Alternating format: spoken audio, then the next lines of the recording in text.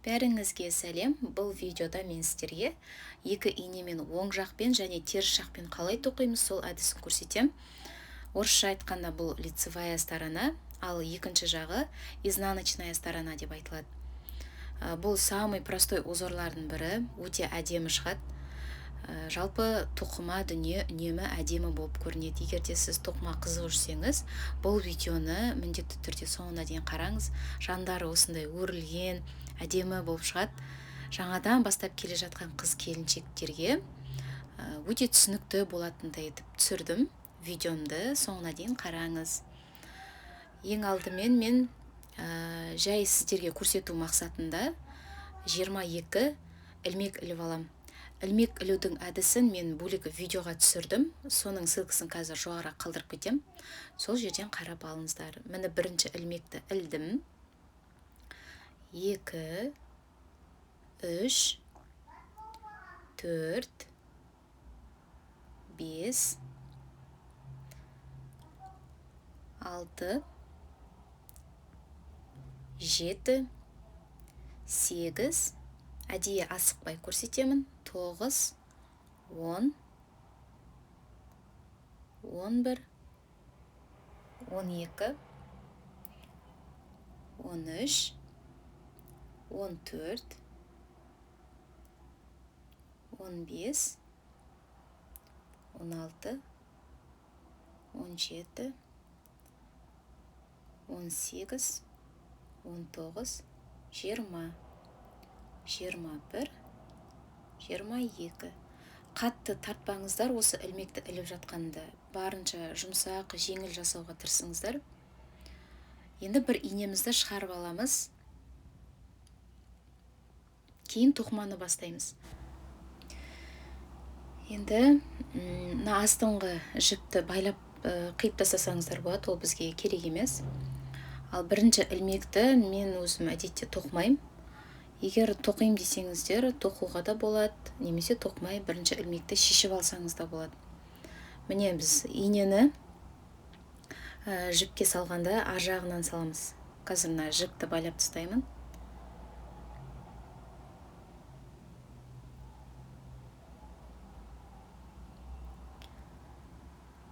Міне инені салғанда арт жағынан салып, мына жұмыс жасап тұрған жібімізді инеге ілеміз де шығарып аламыз. Бір инеден екінші инеге іліп, осылай оң жақпен тоқимыз. Қазір камераны реттеп алайын. Барынша анық болсын деп көрсетіп тоқып жатырмын. Сіздерге түсінікті болады деп ойлаймын. Барынша түсінікті етіп түсіруге тырыстым. Міне тағы қарап алыңыздар мұқият. Арт жағынан салдым. Жұмыс жасайтын жіпті іліп алдым да шығарып алдым. Өте жеңіл узор. Егер бірге тоқып отырсаңыз, сізге түсінікті болу керек. Практикада тоқып жасап отырғанда кішкене түсінікті болады, былай қарап отырғаннан.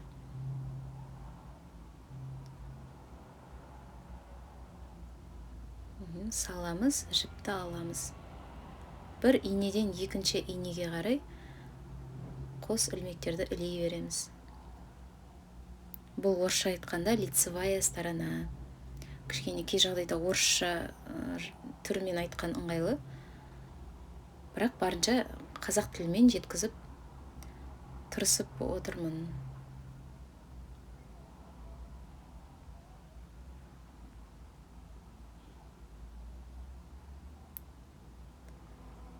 Тоқымаға қызығып, тоқуға ниетіңіз ашылып жүрсе, осылай тоқылған тоқыма видеоларды қарай беріңіздер. Себебі бұлда бір сіздің желанияңызды ашуына бір септігін тигізеді. Қарап отырып сізде тоқығыңыз келіп кетеді.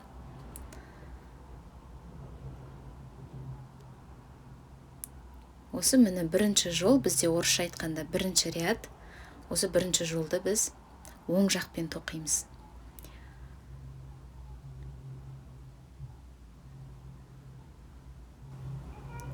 Міне соңғы 21-ші ілмек. Соны оң жағымен тоқыдым. Енді соңғы ілмекті өзім үнемі сол жақпен тоқимын, яғни изнаночная сторона сол теріс жағымен тоқимын. Сол жақ деп те айтсаңыз болады, теріс жақ деп те айтсаңыз болады. Енді бізде бұл бірінші ряд, яғни бірінші жолымыз, біз оң жақпен тоқыдық. Енді келесі жағымызды, яғни бұл уже екінші ряд, екінші жол. Біз мана бірінші жолын тоқыдық, енді екінші жолын тоқимыз. Бұл жерді мен теріс жолмен тоқимын. Изнаночный жақпен тоқимын. Бірінші ілмекті міндетті түрде шешіп аламыз. Кейін мына жұмыс жасап тұрған жіпті бер қарай шығарып аламыз да. Инемізге жіпті уже бер жағынан ілеміз. Мана біз арт жағынан ілдік қой. Енді біз бер жағынан ілеміз де инеден шығарып аламыз. Міне дәл видеода көрсетілгендей жасаңыздар, өте түсінікті. Самый простой узор. Инені бер жағынан салдық. Іліп алдық та жіпті шығарып алдық. Осылай жасай береміз. Бер жағынан инемізді саламыз, жібімізді ілеміз, шығарамыз. Жібімізді ілеміз, шығарамыз. Барынша тез тоқуға да тырысыңыздар. Үнемі тоқып жүрсеңіз, қолдарыңыз үйреніп кетеді, осылай тез-тез тоқып кетесіздер. Бастапқысында түсініп алу үшін жайлап тоқып көріңіздер.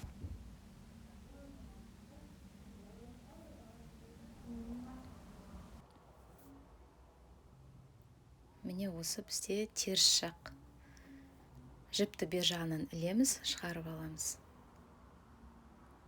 Бұл жерде соңғы ілмекті де біз теріс жақпен тоқимыз. Оң жақпен тоқымаңыздар. Қай жолда болсын, қай рядта болсын, бәрін біз соңғы қалған ілмекті осылай теріс жолмен тоқимыз.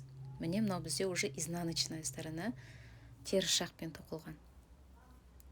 Енді келесі жағын аударамыз да оң жақпен тоқимыз. Осылай міне көтеріп тоқи бересіздер бір-бірінің үстіне. Мына жағында оң жақпен, келесі жағында теріс жақпен. Және байқасаңыздар, осы рядта мен бірінші ілмекті тоқыған жоқпын, келесі инеме іліп алдым. Бұл жерде уже бізде өрілген андай бір узор шығып тұрды. Лицевая сторонамыз міне уже белгілі болып келатыр. Нағыз тағы да түсінбей жатқан адамдар болса, видеоны нақтылап, қарап алыңыздар. Өте түсінікті деп ойлаймын.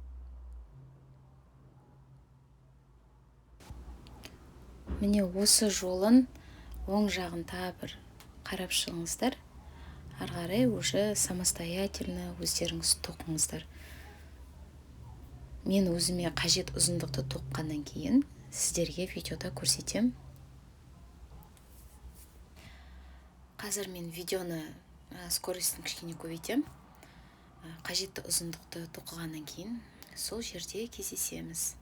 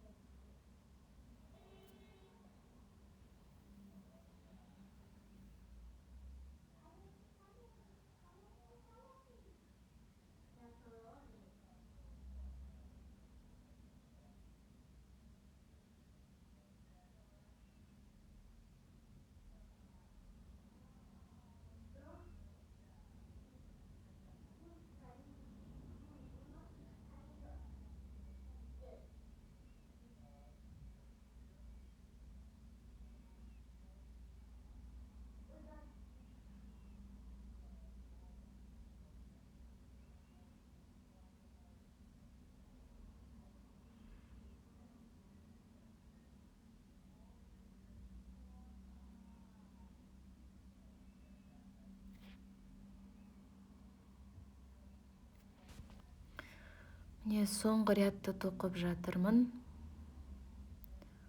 Оң жақпен және соңғы ілмек теріс жақпен тоқылады.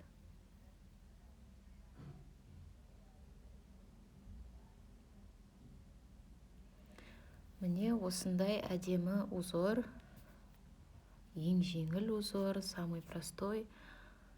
Тоқымада екі инені енді алып, енді тоқып үйреніп жатсаңыздар, ең бірінші үйренетін тоқыманың әдісі осы ғой. Көп киімдерге шұлық тоқсаңыздар да Мен мында енді Ализе деген жіппен тоқыдым. Бұл сондай ала жіп, арасында неше түрлі түстері бар. Жіңішке жіп, өте қалың емес. Ине де жіңішке, жалпы бірақ өздеріңіз қалауларыңыз бойынша ғой. Мысалы қалың инемен тоқығыңыз келсе, қалың жіпті аласыз кішкене. Егер де жұқа болса, онда жұқа жіңішке жіпті аласыз. Міне бізде осындай әдемі узор шықты. Менің екінші сабағым осымен.